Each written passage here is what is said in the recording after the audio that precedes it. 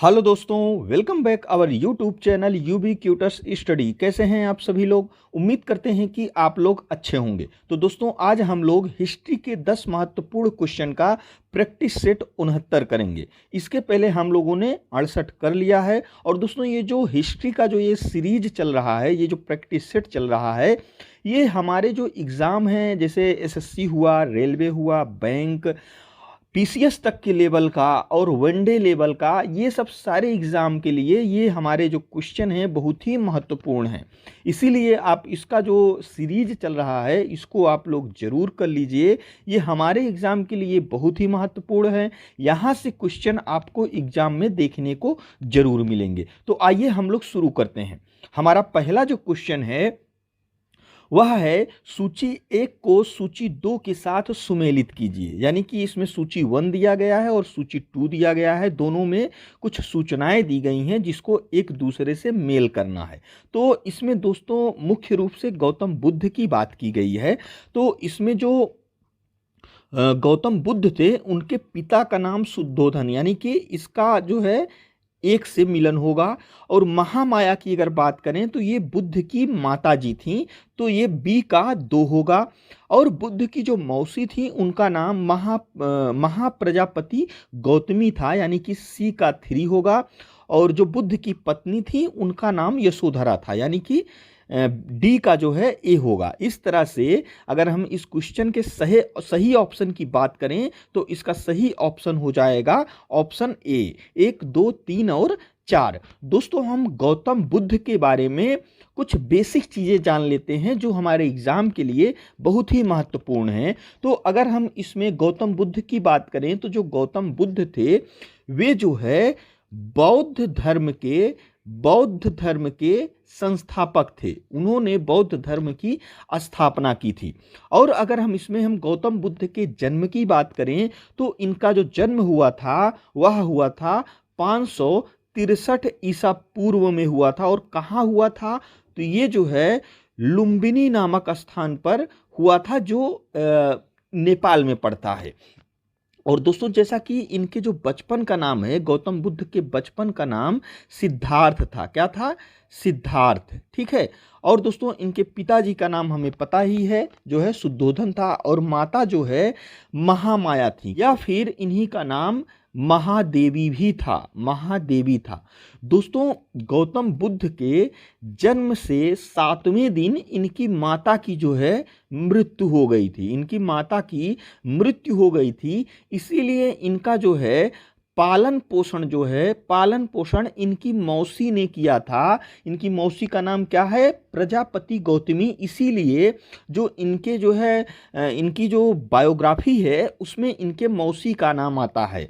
और दोस्तों, इनका जो है एक पुत्र था जिसका नाम था राहुल। क्या नाम था? राहुल। और इनके जो है गौतम बुद्ध के अगर घोड़े की बात करें तो उसका नाम था कंथक। और दोस्तों, गौतम बुद्ध का जो सारथी था, अगर उसका नाम की बात करें, कभी कभी हमारे एग्जाम में क्वेश्चन पूछ लिया जाता है कि गौतम बुद्ध का जो सारथी था उसका नाम क्या था? तो उसका नाम था चाण। और दोस्तों, अगर हम गौतम बुद्ध के मृत्यु की बात करें तो इनकी जो मृत्यु है वह जो है 483 ईसा पूर्व में हुई थी। और कहाँ पर हुई थी? तो ये जो है मल्लों की राजधानी कुशीनगर में हुई थी। कुशीनगर में हुई थी। तो बुद्ध की जो है बेसिक जानकारी थी। ये कभी कभी हमारे जो है एग्जाम में, जैसे वनडे एग्जाम हुआ, रेलवे हुआ, ये सब सारी चीज़ों में ये जो है पूछ लिया जाता है। तो इसको आप लोग याद रखिएगा। हम आगे बढ़ते हैं। हमारा अगला क्वेश्चन है, गुप्त संवत यानी 319 से 320 को प्रारंभ करने का श्रेय किसे दिया जाता है? तो दोस्तों, इसका जो सही उत्तर हो जाएगा ऑप्शन ए हो जाएगा, चंद्रगुप्त प्रथम को दिया जाता है। दोस्तों, चंद्रगुप्त प्रथम ने अपने शासनकाल में एक नया संवत चलाया जिसे गुप्त संवत के नाम से जाना जाता है। और दोस्तों इसका जो प्रचलन है, यानी कि जो गुप्त संवत है, इसका जो प्रचलन है वह मुख्य रूप से गुप्त काल के सम्राटों तक ही सीमित रहा। यानी कि जब तक गुप्त काल चला तभी तक गुप्त संवत को फॉलो किया गया, उसके बाद जो है गुप्त संवत को छोड़ दिया गया। यानी कि यह जो है भारतीय इतिहास से यह गायब हो गया। और अगर हम भारतीय समाज की बात करें तो इसमें मुख्य रूप से 2 संवत प्रचलन में थे और अब भी उसका प्रचलन है। वो संवत कौन कौन से हैं? तो इसमें जो पहला संवत है वह है विक्रम संवत और दूसरा जो संवत है वह है शक संवत। और दोस्तों अगर हम चंद्रगुप्त प्रथम की बात करें तो जो है इसके ही शासनकाल में प्रथम बार यानी कि इन्हीं ने चांदी के सिक्के चलाए थे। ठीक है, किसके सिक्के? चांदी के सिक्के। आप लोगों ने क्वेश्चन सुना होगा कि चांदी के सिक्के सर्वप्रथम किस काल में चले? तो वे जो है गुप्त काल में चले। और सर्वप्रथम किसने चलाया? तो ये चलाया था चंद्रगुप्त प्रथम ने। और अगर दोस्तों गुप्त वंश के संस्थापक की बात करें तो उसका नाम क्या था? तो उसका नाम था श्रीगुप्त। तो इसको आप लोग याद रखिएगा।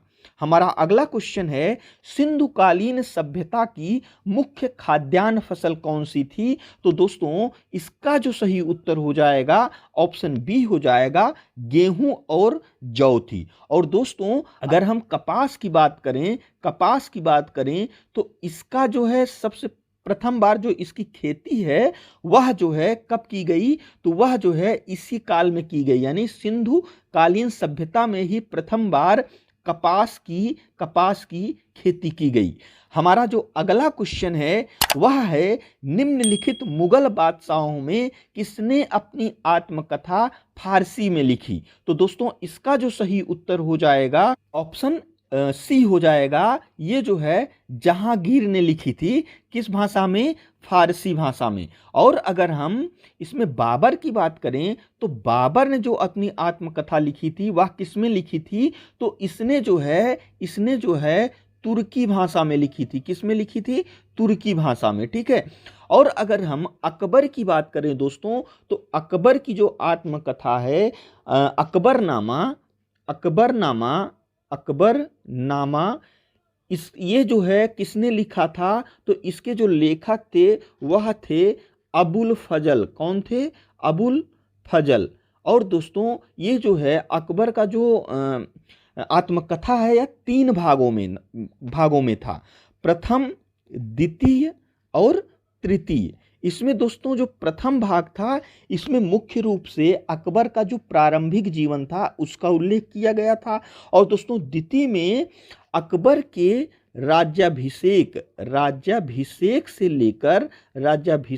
लेकर इसके जो है 46वें शासनकाल, यानी कि जो शासनकाल इसका जो था 46वें वर्ष तक का वर्णन जो है दूसरे जो है पार्ट में किया गया है। और अगर हम तीसरे पार्ट की बात करें तो इसी का नाम क्या है? इसी को कहते हैं आइन ए अकबरी। यानी कि दोस्तों अकबर का जो कथा है उसका जो है अकबरनामा, इसमें 3 भाग हैं, प्रथम, द्वितीय, तृतीय। इसमें जो तीसरा भाग है इसी को आइन ए अकबरी के नाम से जाना जाता है।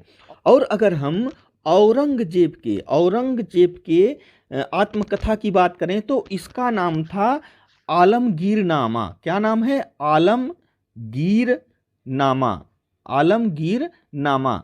इसका जो लेखक है दोस्तों उसका नाम क्या है? तो उसका नाम है जो है मोहम्मद काजिम सिराजी। क्या नाम है? मोहम्मद काजिम सिराजी। और दोस्तों ये जो औरंगजेब की जो आत्मकथा है इसमें औरंगजेब के प्रारंभिक 10 वर्षों तक ही ऐतिहासिक वर्णन है, क्योंकि इसके बाद औरंगजेब ने ऐतिहासिक लेखन को प्रतिबंधित कर दिया था। तो इसको आप लोग याद रखिएगा। हमारा जो अगला क्वेश्चन है वह है, किस बादशाह के अंतर्गत मुगल सेना में सर्वाधिक हिंदू सेनापति थे? तो दोस्तों इसका जो सही उत्तर हो जाएगा ऑप्शन डी हो जाएगा, औरंगजेब के काल में।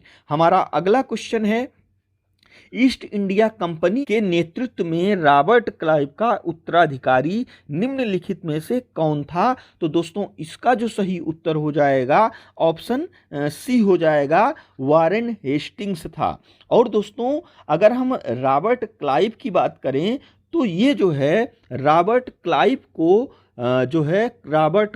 को ब्रिटिश भारत का क्या कहा जाता था? ब्रिटिश भारत का बाबर कहा जाता था। तो इसको आप लोग याद रखिएगा। हमारा अगला क्वेश्चन है, भारतीय राष्ट्रीय कांग्रेस के 1905 के बनारस अधिवेशन की किसने की थी? तो दोस्तों इसका जो सही उत्तर हो जाएगा ऑप्शन बी हो जाएगा, गोपाल कृष्ण गोखले ने की थी। हमारा अगला क्वेश्चन है, किसने असहयोग आंदोलन के दौरान विदेशी कपड़ों का जलाया जाना एक निष्ठुर बर्बादी बताया था? तो दोस्तों इसका जो सही उत्तर हो जाएगा ऑप्शन डी हो जाएगा, रविंद्रनाथ टैगोर ने। अगला क्वेश्चन है, त्रिपुरी संकट की समाप्ति के बाद कांग्रेस का अध्यक्ष किसे चुना गया? तो दोस्तों जो त्रिपुरी संकट है यानी कि कांग्रेस का जो त्रिपुरी अधिवेशन है वह जो है इसके जो अध्यक्ष थे वो थे कौन? सुभाष चंद्र बोस थे। लेकिन दोस्तों सुभाष चंद्र बोस और गांधी के बीच दोस्तों कार्यकारिणी के गठन को लेकर यानी कि गठन के प्रश्न को लेकर इन दोनों के बीच जो है विवाद उत्पन्न हो गया, यानी सुभाष और गांधी के बीच विवाद उत्पन्न हो गया। इसीलिए जो सुभाष चंद्र बोस ने हैं उन्होंने अध्यक्ष पद से इस्तीफा दे दिया। तो इनके जो है अध्यक्ष पद के इस्तीफा देने के बाद जो त्रिपुरी जो है अधिवेशन का जो अध्यक्ष चुना गया वह चुना गया राजेंद्र प्रसाद को, यानी कि ऑप्शन बी इसका सही हो जाएगा। हमारा अगला क्वेश्चन है, भारत में सिविल सेवाओं का सूत्रपात किसने किया? तो दोस्तों इसका सही उत्तर हो जाएगा ऑप्शन डी हो जाएगा, लॉर्ड कॉर्नवालिस ने किया था। तो दोस्तों ये हमारा आज का 10 महत्वपूर्ण हिस्ट्री का क्वेश्चन था। जो हमारा आज का क्वेश्चन है वह है, किस मुगल बादशाह को जिंदा पीर कहा जाता है? इसमें से कौन सा ऑप्शन सही है हमें कमेंट बॉक्स में जरूर बताइएगा। और दोस्तों यदि आप लोगों को यह वीडियो अच्छा लगा हो तो हमारे चैनल को जरूर सब्सक्राइब करिएगा। और दोस्तों वीडियो देखने के लिए आपका बहुत बहुत धन्यवाद।